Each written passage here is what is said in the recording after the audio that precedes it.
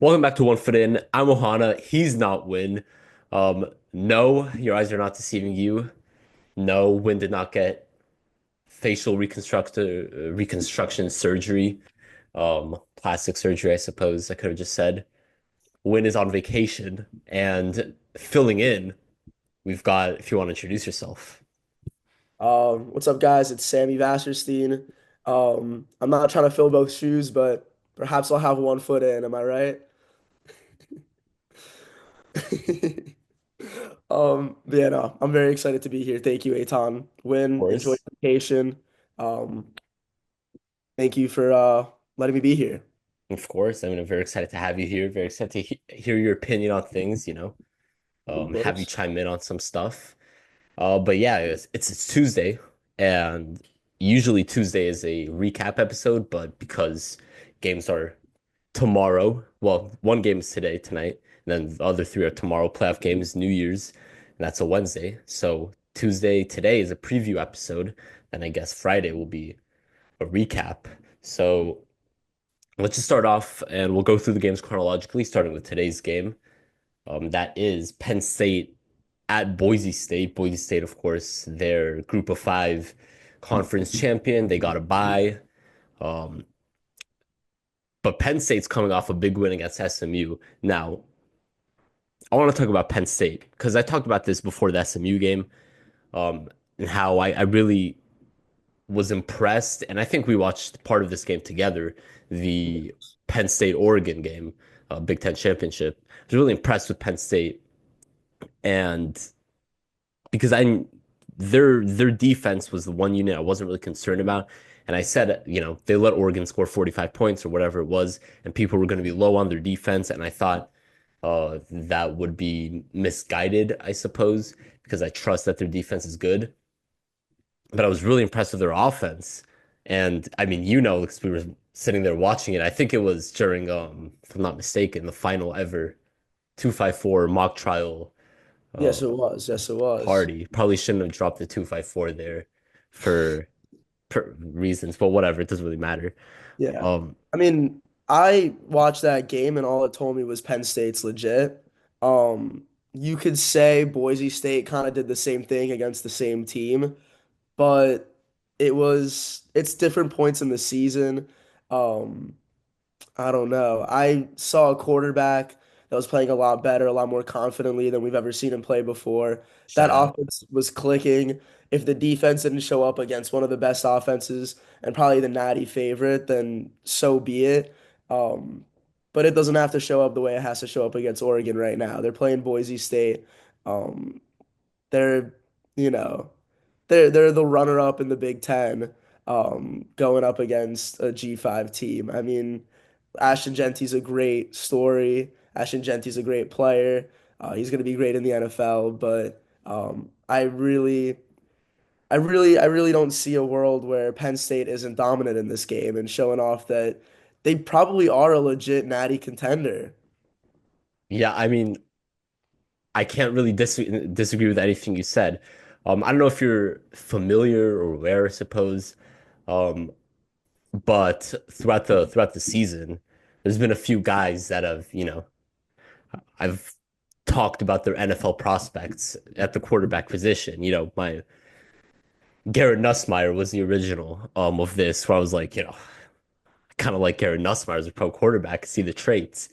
Mhm. But Drew Aller's kind of become my guy, I suppose, in that sense. I don't know, he's coming back next year. And my guy, like my actual guy in the class is Shador, who I've championed from day one on this show. Even when the critics and the haters were on full force, which I suppose they're on full force again Yeah, not after a the great bowl bowl game. game. Not Yeah. a great bowl game.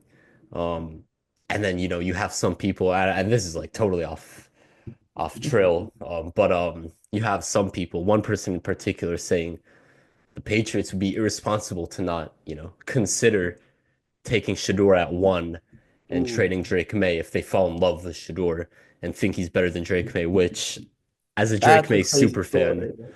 yeah, as a Drake May um, ultra believer, I Oh think is wait, before insane. before we go back to Boise State and Penn State, I Yeah. guess. Um, Is Drake May the number one pick in this draft if he came out now? Yeah, 100%. Right? Okay. See that that's 100%. that's what I think. That's why that Yeah. Shador comment's kind of insane. I Yeah. haven't heard that. Wow. Yeah, I mean, it was, I guess, shout out Nick Wright, I suppose, You for said that that? take. Yeah, Hmm. well, he's become like sort of a Drake May antagonist in a way because of Kevin Wildes, who's like a Patriots fan, and Right, is like, right. You need a props up point, Drake I May. guess. And Yeah. Patriots fans as a whole, have gone all in on Drake May too. Right. Yeah. Maybe more, even more than I would, even though you know, I love Drake May. Anyways, it's not a Drake May podcast. It's not a Drake May show. I'm sure we'll get to the Maybe Patriots in the yeah, draft come spring, you want that. come that time. I'm sure we will. Um, but I don't think it'll be about them drafting Shador. About Penn State and Boise State, like I said, I agree with you. I think Penn State is a really good team, and there's nothing against Boise State.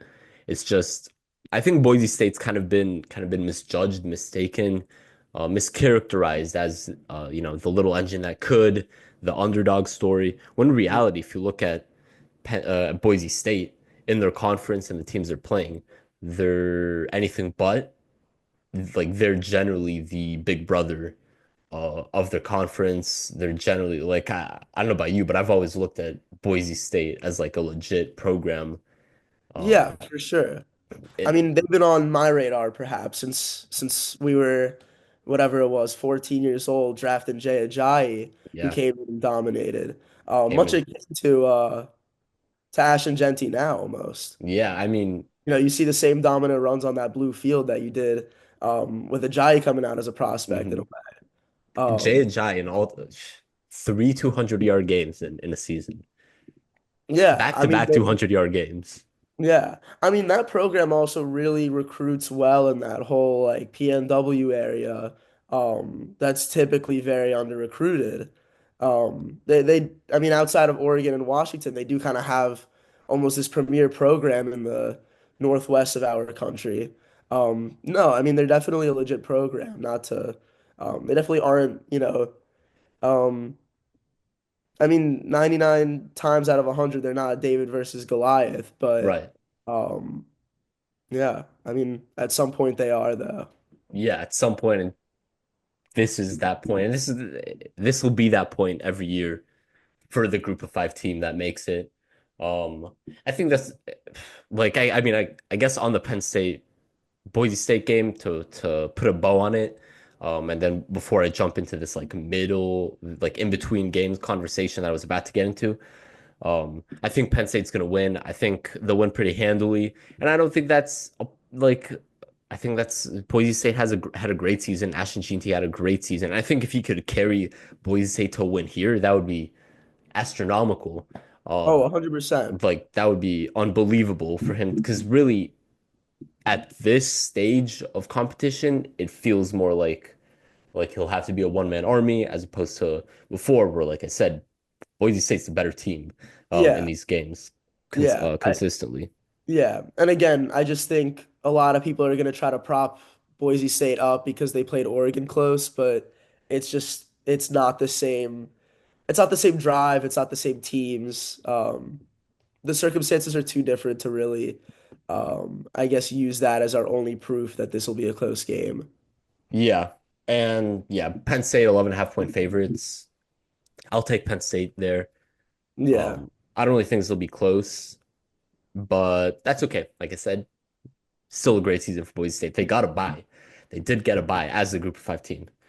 Yeah. Um, but that's pretty much all in that game. Then I guess let me jump into this little train of thought that I had Hmm. pop up as I was getting into it. And that's on the playoff as a whole, which we've already discussed on the show, our thoughts on the playoff format and all that. But I do think like the expansion doesn't really.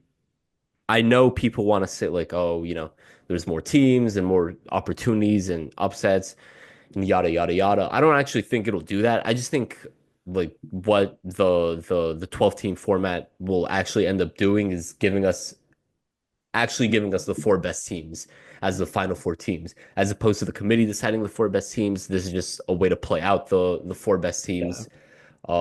And so I think if we ever see, a team like a Boise State make it to that Final Four, that it would be extremely rare. And I don't expect to see it happen much. I don't really expect to see many underdogs winning in the playoff in the first two rounds of this playoff format Yeah. in general. So that's kind of what I think about that. But that's pretty Yeah. much it on that game. I don't know if you have anything you want to add to that. Yeah, no, I totally agree. I mean, it's almost like a way to just get rid of um it's almost just like a way to get rid of like BS 2017 UCF national championships. It's a way to get rid of FSU losing their quarterback and thinking they still need to be in, which is obviously what it's more directly coming after. But Mhm. yeah, I mean, I like the 12 team playoff. It gives us basically more meaningful bowl games, even if they're not good. Yeah. Uh, it sits us down a little bit more, I guess, Yeah. to watch them, which is an issue in college football. I mean, people aren't watching bowl games. People aren't playing bowl games as much as they used to be. So, any way to add value back to that, it makes sense. But I agree to have people expecting upsets. Um, that was just not going to happen, at least in the first year. Maybe there's ripple effects of recruiting years down the line, but um, yeah, we're not going to see Indiana winning a playoff game anytime soon or making Yeah. a serious run. Hmm. Um, As much as I loved at the end of this year, but whatever. I And don't picked them know. to beat One of Notre my one of Dame. my friends one of my friends goes to Indiana. He got a little too cocky. They're not. I mean, they're Indiana. Well, they turned out to, yeah, they turned it, but it's still a great season for Indiana Oh, it's making still the a great playoff. season for Yeah, Indiana. Yeah. yeah, But we're not putting them on the level of, the Gators, nah, Michigan. There's different expectations there. yeah, Yeah. definitely not the Gators. Speaking of Yeah. Michigan, I think they're up pretty big right now against Bama in the bowl I game. think they are. Yeah, yeah. Yeah. Um, Oh, okay. Let's move on to Texas Arizona State. Now, I know I just said that the first two rounds we're not really gonna see any upsets. We're not really gonna see anything like that. We're just gonna see the stock results that we expect. And I do think Texas is gonna win this game. Okay, off the bat. However, of the games, um, and of the two games, I suppose, because I'm not counting. Obviously, Oregon, Ohio State could go either way, and we'll get to that. And Notre Dame, Georgia, also, like you wouldn't be shocked by either outcome. So, of the two games where there's a bigger underdog, and Arizona State's 12.5 point underdog in this one, Texas back-to-back week as 12.5 point favorites in the college football playoff. And I bet against them last time against I bet at Clemson plus 12.5. It said Texas would win by 10, which they've done a lot the, in the latter half of the season. And I was wrong. They ended up winning by 14, but whatever. The general vibe of the game I was correct on. Texas Arizona State. I think this could be a similar situation. And I could see a scenario where even Arizona State looks like they're winning the dogfight until Texas eventually pulls away. I don't know how familiar you are with my current Texas take, because I know we talked about earlier on the season about how, I was super high on Texas. right, right. I That was I like remember. I was a big Texas guy, but I determined, or, my opinion on Texas, I suppose, formulated fully at the end of the regular season. That was pretty much that I don't really trust Quinn Ewers that much. Not a Quinn Ewers guy. Not one of my NFL quarterbacks. I think, and especially with the ankle injury, I think he's not a guy like a lot of his game relies on him being able to create opportunities for himself to make life easier.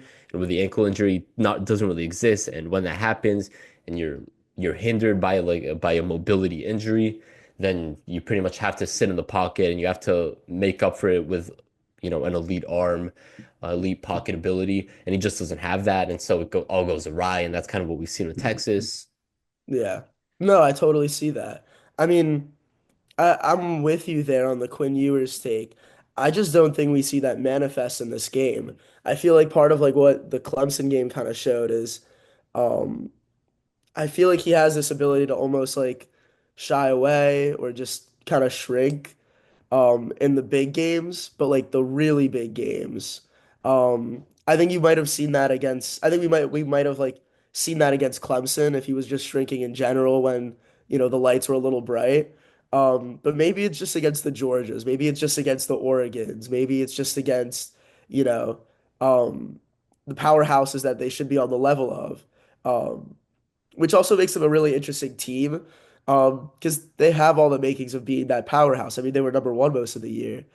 They should have won the SEC championship game their first year in the SEC. I mean, they should be this powerhouse, and it is definitely Quinn Ewers holding them back. But it seems to be almost like he's totally fine, he's totally comfortable until that team's in the top five, until that team is who Texas is supposed to be.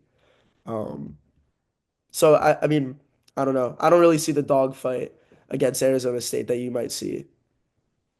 Yeah, I mean, I agree with you. I agree with everything you said. And I mean, if honestly, if I had to, for having a draft for teams, pick your teams most likely to have a sort of dynasty, whatever a dynasty looks like in college football these days, still probably take Texas at one, just because of their future outlook, just because of the infrastructure, because their team is really solid.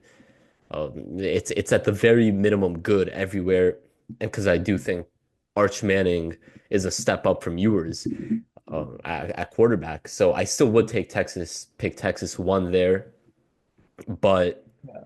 No, no, of course.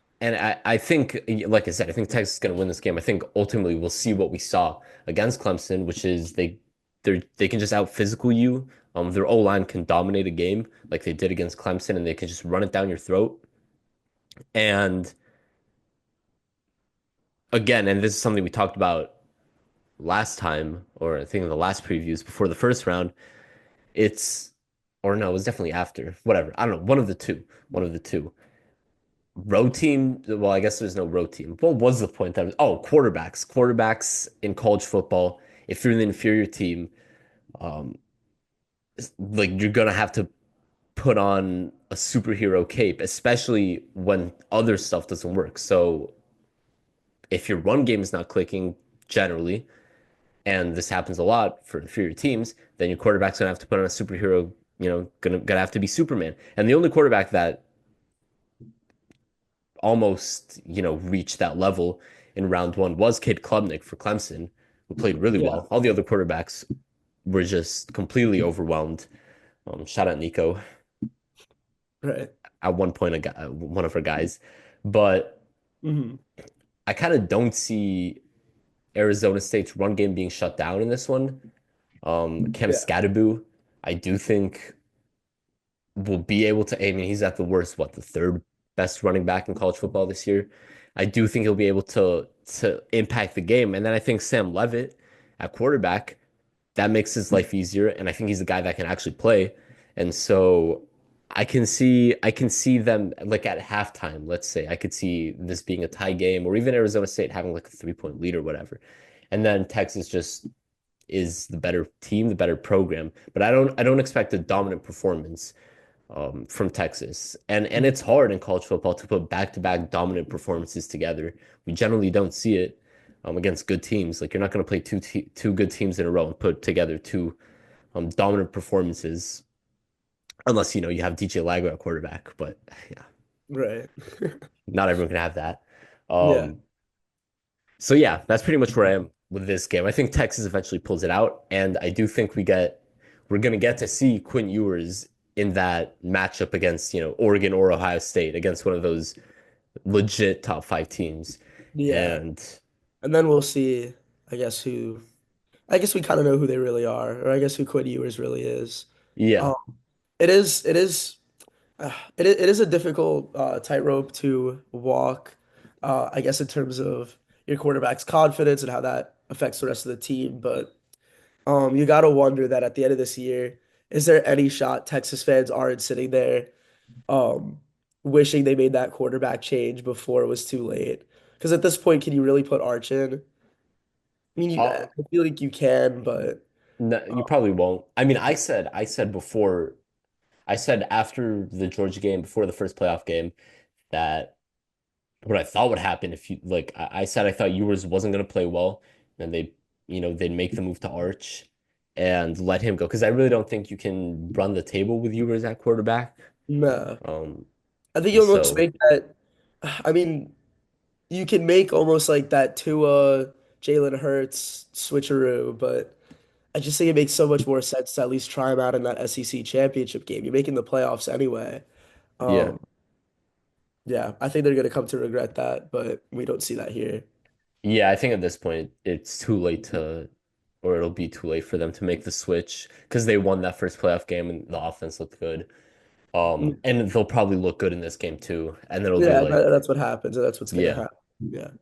But actually, I mean, I feel pretty confident saying Manning will be the starter next year. Oh yeah, Anyway, of course. okay, let's get into the biggest game, I suppose. I say this every before every weekend of games. I say the biggest game and then I correct it to the biggest name value game, name value matchup. That's Oregon Ohio State. Now, Oregon, if we want to talk about my teams, no team is more my team than Oregon is my team. They're the one team that has consistently not let me down all season. They were my Big Ten champion pick at the beginning of the season. They proved me right. Picked them against Ohio State. They proved me right. And they just not let me down at any point. And Ohio State looked really good against Tennessee. They did. They did. But like I just said, it's super hard to put together two dominant performances if you're a college football program back to back weeks against good programs. And really, that's what Ohio State would have to do here. They'd have to, like, Oregon is not, you know, you're not going to beat Oregon by, you're not going to have a sloppy ish performance and beat Oregon. You're going to have to be perfect because they're the number one team in the country for a reason. They are the best team in football this year. They're the closest thing I think we have to a great team in college football this year. Yeah. They're clicking on all cylinders. I think Dylan Gabriel was a Heisman finalist, even though he's not, discussed in any conversations about quarterbacks. But he was a Heisman finalist, and he's a really good college quarterback. And no, he's not, you know, he's no Tua, but he's a really good left-hander. The no Yeah. Tua comment was because of someone saying he's a better Tua a few years ago. I don't know if he's a better Tua. Yeah. Well, Um, this comment was made back when he was at Oklahoma, and it's yeah, stuck in yeah. my mind. Yeah. So just had to call it. He's definitely not he's definitely no Bama Tua, know that much. No, no. But I mean, I'll keep it short and then let you go on this because I think No. I'm an Oregon guy. I'm not picking against Oregon. Let me see what the line Yeah. is quickly. Um, okay, Oregon 2.5 point underdogs. Really? Yeah, and this is the Rose That's Bowl, not a by the line I was way. expecting. Wow. Rose Bowl, coolest setting in college football. Very exciting. 100%. But Yeah. yeah, I was not expecting that either. I'm pretty surprised by that. And first matchup, again, um, Oregon won 32-31. It's not like they rolled Ohio State. And it came down No. to Dan Lanning had, figured out, or we don't know if he did it on purpose, but exploited a rule. I suppose we'll go with him doing it on purpose. Exploit a rule which the NCAA then immediately changed, which at the time I was upset about. Had it on complaint courtroom, because the NCAA never moves that quickly on anything. All of a sudden, my guys get something right, and they move to change it, which I wasn't a fan of. But yeah, that's pretty much where I'm at. I'm definitely taking Oregon plus 2.5 underdogs. Yeah. Come on. Yeah. I mean, I also keep it short. Um, I'm very excited for this game. I love having my convictions and um, taking a team, being proud of my takes. But this is one of those games where I'm very excited to just be a fan of football.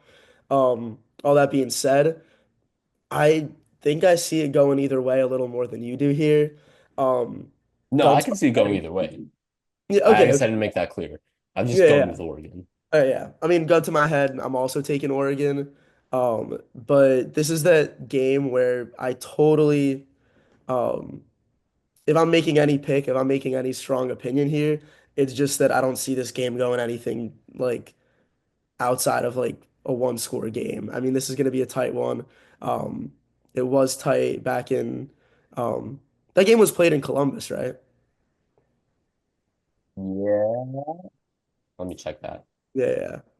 Um, I mean, I guess regardless, I mean, these teams are very close. If I do see more than a one score game, I think it's going Oregon's way. I don't think Ohio State has the ability to beat up on Oregon. It was in Um, Eugene, I believe. oh, it was a Eugene. It was Okay. in Austin, yeah. Okay, cool. Um, yeah, I mean, I guess that makes it all the more case that this is going to be a tight one. Um, Again, I could see a world where Oregon beats up on Ohio State. I mean, Michigan beat up on Ohio State, which is way more of a fluke than I think we've seen in um, any other game in college football this year. I mean, that's just Michigan, Ohio State, right? It's hard to use that against them, but Yeah, I don't there's think that was a fluke. I actually, you don't think I that was a think fluke? no. I think it's very valid to use it against them actually, because I Really? think well, I I I mean I think it's just like the general take, but I think that's Day just getting in his head, no? Um yeah, but I don't think it was. I don't think it was a fluke. I think it was Ohio State just being dumb. Like that was it at the time. I just think yeah, yeah. they're completely abandoning what they should be to try to like prove a point about about their toughness Yeah, compared to Michigan. yeah, exactly. But even I think like 9 times out of 10 that works out fine against Michigan. I mean listen, I guess it's a different team. I was at Michigan State in person. I watched that team. Um Like they're just not that good. Like they just are not talented. They're not talented at all enough to compete with Ohio State. So, but they beat them. So, uh, Well, they're talented. I mean, I don't want to get into a Michigan conversation. That's not really the yeah, point. yeah. But I mean, I Boring guess you know team. what? In honor of them, are they still beating Alabama? They're Before probably still beating Alabama. let me check that first. They're up 16-10 at halftime. So let me dedicate a minute to this Okay, I Michigan. think they were up Um, 16-0. So, yeah, uh, but hey, talk about David and Goliath. I guess the defending national champs. yeah, yep. I They're mean, doing their best as David. well, I mean, I was just gonna say, I think the one scenario where Michigan is better than Ohio State is when Ohio State tries to prove like how tough they are. Because then you're running into the best D line in college football. It's like, all right, like I don't, you know, you're running into two of the best interior D linemen, you know, Mason Graham and Kenneth Grant, who are both going to be high first round picks. It's like, all right, like, you're just going to lose that battle. It's pretty stupid when you know, you're Ohio State and your whole brand is having playmakers on the outside and all that. And it's part of the reason I said I thought 7.5 points for Ohio State against Tennessee was too large because I don't know if I could trust them after that. I don't know what they were going to try to do, but they It course almost was a corrected. good makeup. It almost was a good, not makeup, almost a good wake up call though. Yeah, So well, they're always great after losing. Like that is one thing they have mastered. It's the bounce yeah, back I mean, game. honestly, that's something to consider just in general in college football and like this new playoff format. Having the luxury to lose and kind of just like getting a slap in the face.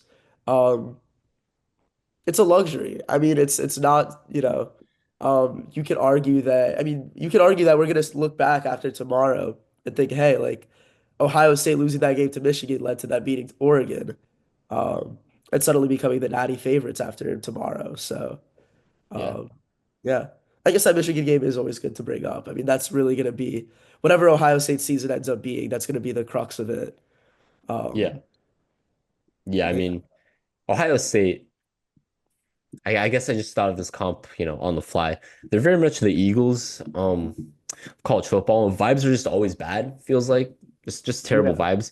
And I guess in that sense, Oregon, um, I guess mostly on Dan Lanning. He's got feels very Dan Campbell-esque.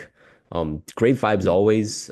Feels like a guy that the players love playing for, not just because their name is both Dan, but I think it's a good comp. Again, Ohio State, the Eagles, for some reason, terrible vibes all the time.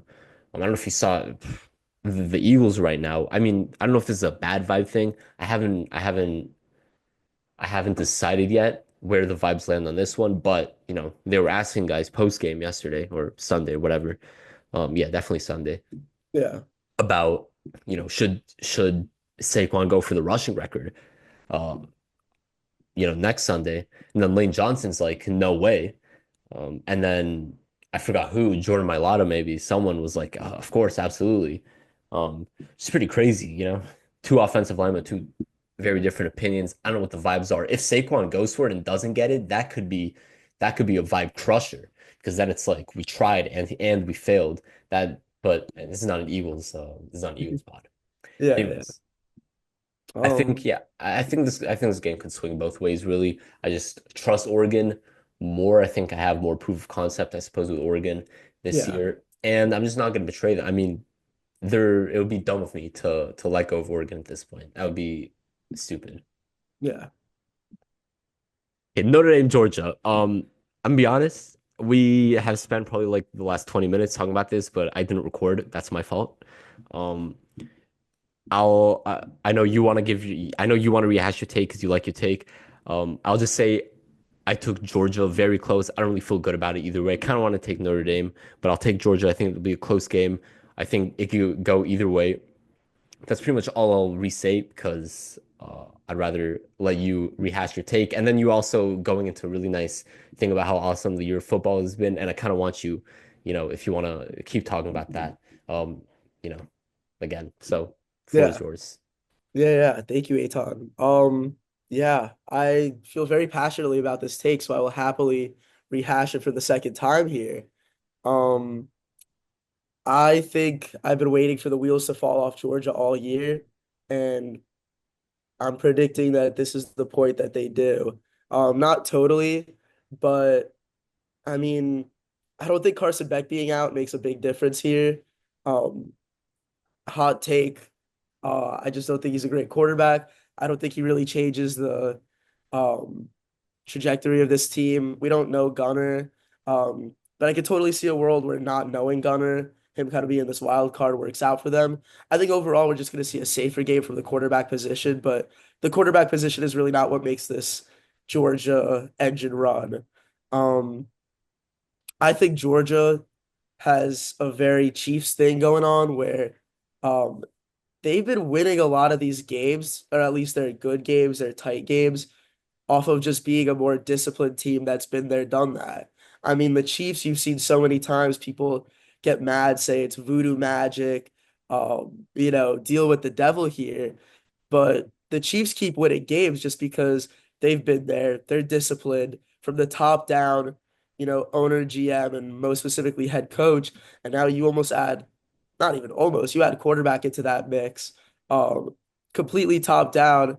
That leadership has been there, has won championships, knows how to control a team, knows how to control personalities, and most importantly, they know how to win games, which is a trait in and of itself outside of being talented or being a strong leader. I guess maybe being a strong leader is all intertwined in there, but um, you see the Chiefs win all these ridiculous games, but it's because they're the more disciplined team. They've been there. And so I think Georgia has a lot of that in them. I mean, going to 8 overtimes with Georgia Tech, um, that's a game they shouldn't have won. That's a game they got a little lucky here and there, but luck, most importantly, is just putting yourself in position to win. And as long as they keep themselves in position, they're just better at winning than other teams. Not because they're better, not because they're more talented.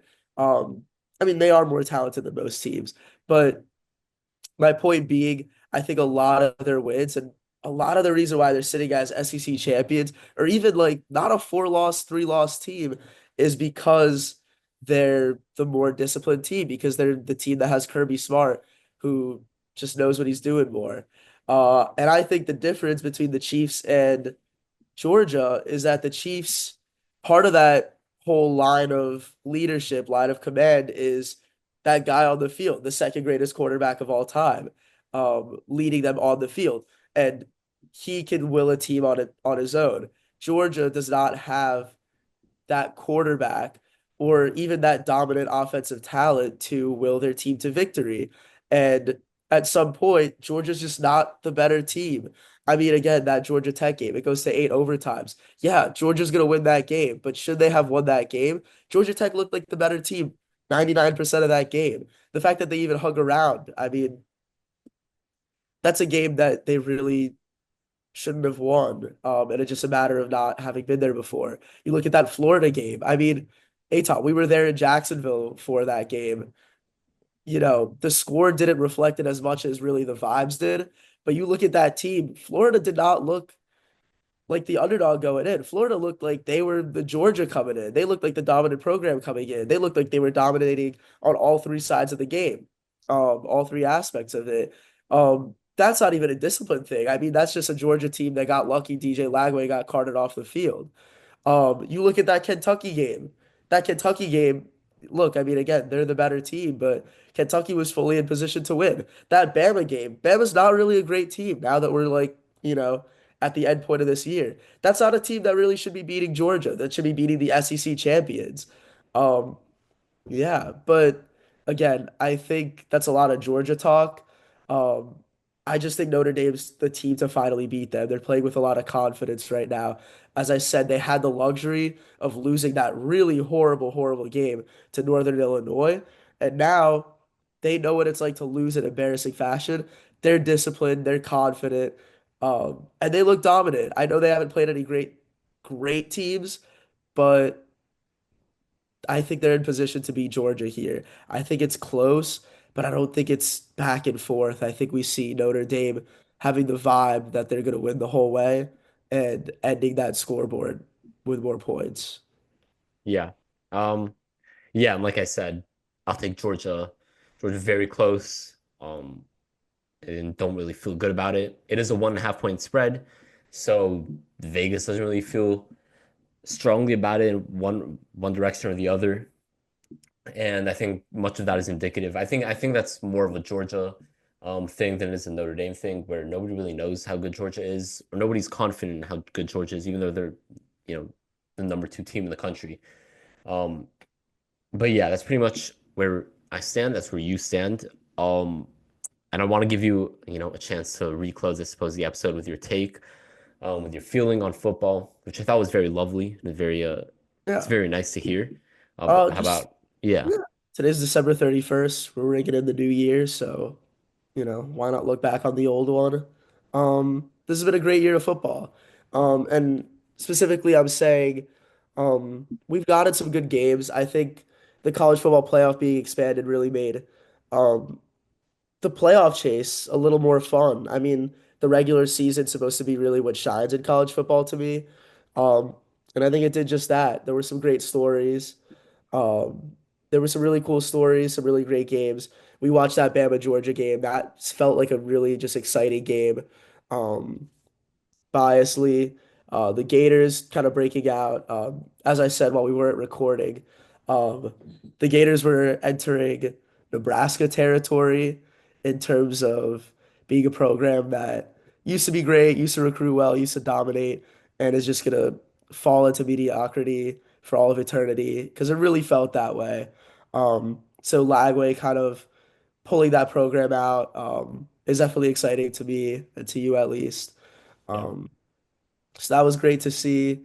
Um, and then my specific take is I've loved the product of college football more than the NFL this year, or the professional football. But on both sides, we've seen probably the closest MVP discussion and closest Heisman discussion that we've seen in God knows how long. The fact that it's kind of paralleled in both college and pro football is pretty cool to me. I mean, we have a really tight Heisman race that featured a historic year out of Genti, a historic, unprecedented two-way year out of Hunter, um, which was really cool. I mean, I felt great about either Heisman candidate winning.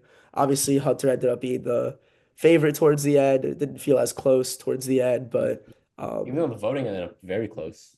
Yeah, yeah, yeah. I guess I was saying more like the Vegas Yeah, odds. I yeah. felt like Hunter I thought it really. was gonna be a runaway for Travis. Yeah, yeah. But Yeah, I guess the voting really, I mean, showed how yeah, just how fun that race was. I mean, I felt like Vegas made that race. Um, I guess, more overwhelming than it really felt in discussion in the college football community. And then look at the NFL now. I mean, we don't know who the MVP is, but we've seen historic QB years out of Burrow. Obviously, his team isn't doing too well. He's probably on the outside looking in on that um, discussion. But Lamar and Josh Allen going back and forth. I mean, every week it's a different favorite pretty much. And you throw Saquon in there with 2,000 yards and potentially the rushing record. Shout out Saquon getting mentioned twice here. shout Um, out. it's been a fun year of football discussion, football watching, and individual performances. So, Yeah, I mean, I think just to bolster your point even more, there is a legitimate MVP argument for Sam Darnold, which is oh, unbelievable. for And the only sure. reason, really, the only re if Sam Darnold's name was, I don't know, pick up. If Sam Darnold's name was Matt I mean, Stafford, he'd be the MVP right now. I'll be honest, he I just would mean, be the MVP. Sam Darnold has a great name personally. No, well, In my yeah, opinion, um, done wonders for the Sam community, Samuels, this Sammy, year, all of us. yeah, Yeah, he's we don't really really discriminate on. he's made up for his past faults for sure. But Yeah, yeah. I mean, I it's been yeah. Sam Bradford really mm, pushed us back. Sam Bradford got a shout out when I apologized to Oklahoma. Wow. That was Yeah, way back. Yeah, shout out yeah, yeah. to Lane. But yeah, no, he definitely set us back. I mean, Sam Darnold looked to be doing the same thing. You probably since 2018 were thinking twice before drafting or signing a Sam, a Sammy, a Samuel. So, Mm. um, props to him. We're all Yeah, proud on our that's end here. that's awesome. That's great to hear. Good for the Sam Yeah, community. I feel like yeah, you yeah. guys Yeah. don't No, get this has been big. like quarterback really feels like your only, entry point for the Sam community. I suppose, I mean, maybe an O lineman, but it doesn't feel like there's many, Perhaps. not gonna be a lot of Sams. That's Sam McGuavin, shout out, Dolphins practice training camp legend. Sure, yeah. I mean, Yeah. we haven't really discussed it too much in the community, but um, yeah. But yeah, I agree. It's been a great year football wise. It's been a great year for me. Um, I've watched somewhere between I think 150 to 200 movies this year. It's been a great year creatively. Um, did a double feature at the theater on Sunday, which Double was feature. double feature, complete unknown to Nosferatu. Um, Oh, you watch Nosferatu? I did, I Oh, did, wow. I yeah. gotta, was it worth the watch? Yeah, yeah, definitely worth the watch. I That's good. enjoyed it. I mean, it is like gothic horror, so I suppose, but it wasn't. It's not Oh, scary. It's not yeah. scary. I mean, I struggle with being scared of, uh, the Dracula character.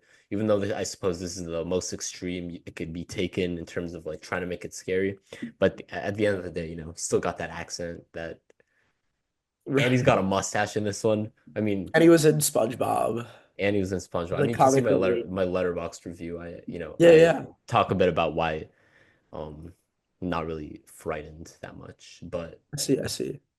fun I'll day, check that out. fun year. Some unannounced projects in the work, of course, creatively, um, that you know about. But Wow. You're making a big yeah, announcement here. no big announcement here. Unannounced project.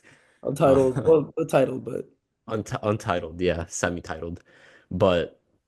Yeah, it's been a great year. Obviously started the yeah, show. But yeah, great football because at the end of the day, that's what we're about right now. Great sports, which is what we'll be about. But great football. Shout out college football. Um, Shout out to you for coming on.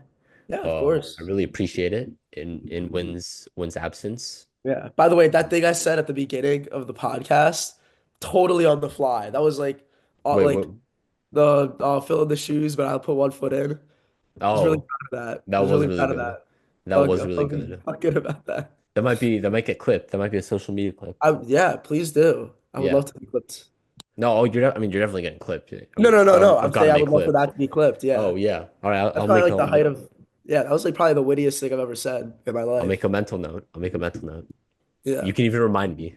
like it was also at the front at the beginning of the podcast, so It like people was. like you're probably thinking like, oh shit, like I mean, what's it called? You're probably thinking like, oh like um probably came in with that, probably wrote that ahead of time, Yeah. really on the fly. No, it's You definitely a know good. what? That was my yeah, that was I just wanted to point that out. Yeah, you can throw that in the end of year, moments. That's one of Yeah, your yeah, moments. Yeah. yeah. Awesome. Wow. Yeah. Well, that's pretty much it. Hope everyone enjoys their college football playoff viewing. I suppose there's also bowl games, but nobody really cares about that, to be honest. But let's see, Um, let's see what's going on. in the Michigan Michigan, game, Alabama. It's still 10-16. Okay. yeah. Well, we all really care about the playoff games. Starts Yeah. tonight. Got the rest tomorrow for the second round. It's very Yeah. exciting. And we got NFL playoffs coming up too. So Yeah, we do. yeah, we'll probably talk about those because that will be continuing after they'll be going on after the college football season ends. So we actually definitely will. Yeah. But yeah, it's pretty much all. Any sign off you wanna do? Of No, just thank you for having me on, Aton. This was a lot of fun. course, yeah. If you ever need a guest ever again, I mean, I had a blast here. I mean, I'm pretty sure Wynn's on vacation for like 2 weeks. So if you wanna hop on, yeah. I mean, you're welcome. Like you're welcome whenever. All right. Thank you so I'll much, let you Aton. know. I'll let you know.